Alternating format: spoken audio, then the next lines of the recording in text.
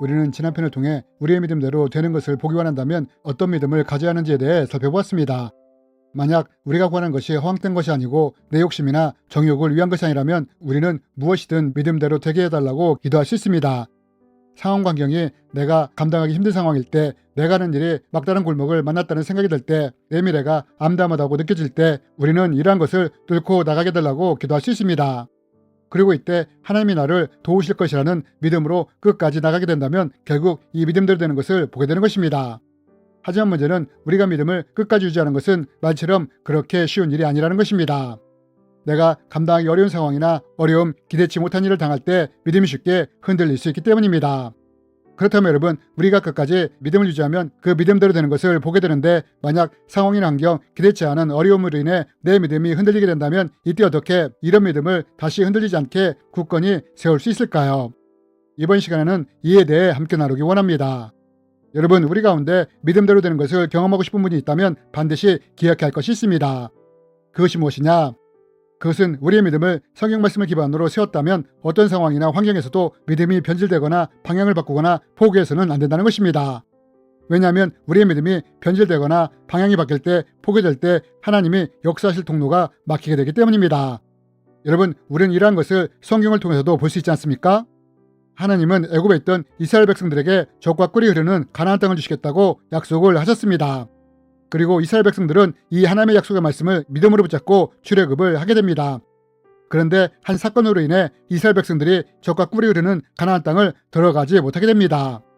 그러면 무슨 사건 때문에 이들이 약속한 땅에 들어가지 못하게 되느냐? 모세는 이스라엘 백성들이 가나안 땅에 들어가기 전에 먼저 12명의 정탐꾼을 그곳에 보냅니다. 그런데 정탐꾼들이 가나안 땅을 정탐하고 돌아와서 어떤 보고를 합니까?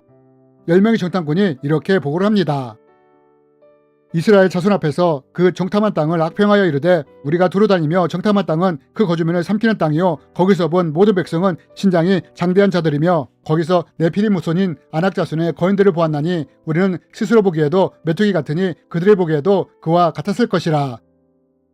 여러분, 성경은 정탐꾼들이 어떻게 보고를 했다고 합니까?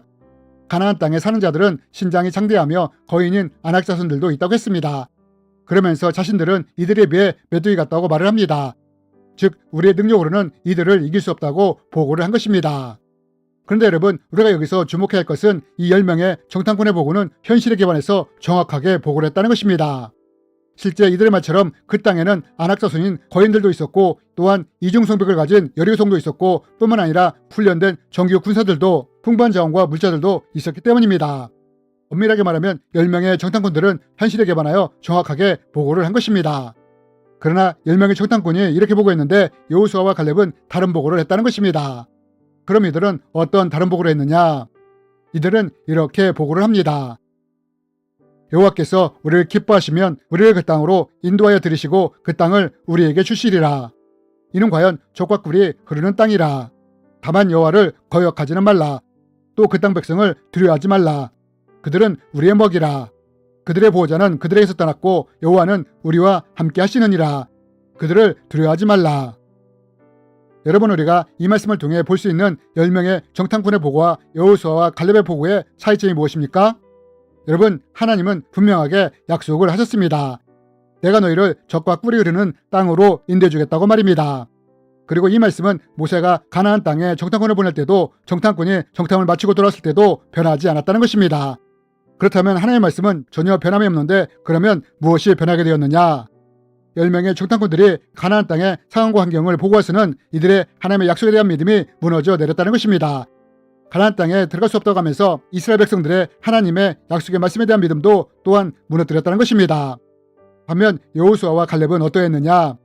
여전히 하나님의 약속의 말씀을 믿고 신뢰하며 기대했다는 것입니다. 여러분, 우리가 믿음을 가질 때 언제 이 믿음대로 되는 것을 보게 되는지 아십니까? 그것은 우리가 성경 말씀에 기반하여 하나님의 약속의 말씀에 기반하여 믿음을 세우고 끝까지 이 믿음을 지켜나간다면 결국 이 믿음대로 되는 것을 보게 된다는 것입니다. 그리고 우리는 이것을 분명하게 여호수아와 갈렙을 통해 볼 수 있지 않습니까? 10명의 정탐꾼과 이스라엘 백성들이 하나님의 약속의 말씀에 대한 믿음을 잃어버렸을 때 이들은 가나안 땅으로 들어가지 못하지 않습니까? 반면 여호수아와 갈렙은 결국 이들의 믿음대로 가나안 땅으로 들어가지 않습니까? 여러분이 이렇듯 우리가 믿음을 끝까지 유지하느냐 그렇지 않느냐가 다른 결과를 만들어낸다는 것입니다. 하지만 문제는 우리가 말씀에 기반하여 믿음을 세웠다 하더라도 이 믿음을 끝까지 유지하는 것은 생각만큼 쉽지 않다는 것입니다. 왜냐하면 현실이 상황과 환경이 기대치 않은 일이나 문제가 우리의 믿음을 흔들어내기 때문입니다. 여러분, 왜 10명의 정탐꾼의 하나님의 약속에 대한 믿음이 무너졌느냐? 가나안 땅의 현실이 그 땅의 상황과 환경이 이들의 믿음을 무너뜨렸다는 것입니다. 그런데 문제는 우리도 이런 상황이나 환경을 만날 때 이렇게 될 수가 있다는 것입니다. 그렇다면 여러분, 우리가 이런 상황에서도 10명의 정탐꾼이 아니라 여호수아와 갈렙처럼 끝까지 믿음을 유지하려면 과연 어떻게 해야 할까요? 우리는 이럴 때 어떻게 해야 하는지를 사도 바울의 가르침을 통해 배울 수 있습니다. 사도 바울은 말합니다. 그러므로 믿음은 들음에서 나며 들음은 그리스도의 말씀으로 말미암았느니라. 여러분, 사도 바울은 우리의 믿음이 어디서 난다고 합니까?